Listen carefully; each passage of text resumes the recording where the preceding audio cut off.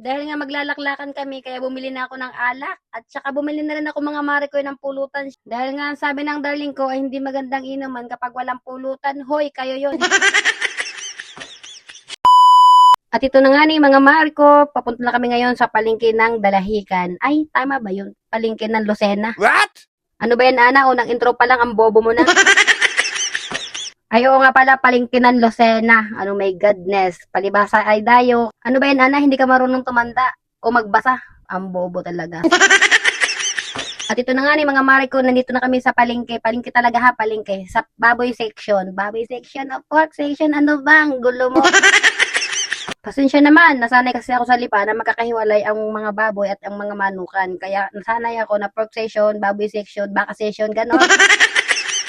At ito na nga ni mga mare, bibili kami ngayon ng pulutan ng aking darling dahil nag-request siya na gusto daw niya ay baka. Ang sabi ko, magtatanong ako kung magkano ang baka. Kaya ito, nagtatanong-tanong ako kung saan mayroon. Dahil nga ay dayo, syempre wala talagang kaalam-alam, ganun talaga kapag galing ka sa ibang planeta. At ito naman pamangkin ko, ang napagtanungan niya ay tiyahin daw niya. Kaya dito na lang kami bumili na lang kami ng baboy. Ang sabi ko ay isisigang na lang para naman makatipid-tipid kahit paano kasi para mas mahal lang baka kaysa sa baboy. Syempre mga mare ko, isipin mo kung saan ka talaga makakamura, di ba? Wag lang yung mura ng tao, murang presyo ang hinahanap ko. Bumilan lang pala ako dyan mga mare ko ng 2 paa ng baboy at nag-request ang aking darling nga gusto daw niya ay una. Sabi ko naman bakit una ay parang mas malaki naman yung huli.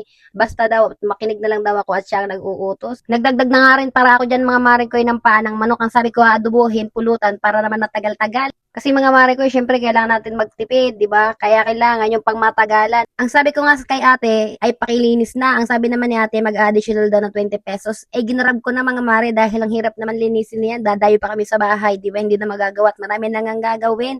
Syempre mga mare, alam magpapahuli ako sa asawa ko magiinom. Syempre hindi. Kapag nag-table na siya, table na rin ako, ganun.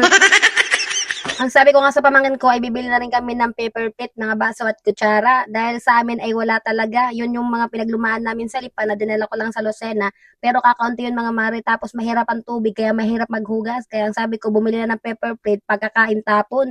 'Di ba? Mindset ba mindset?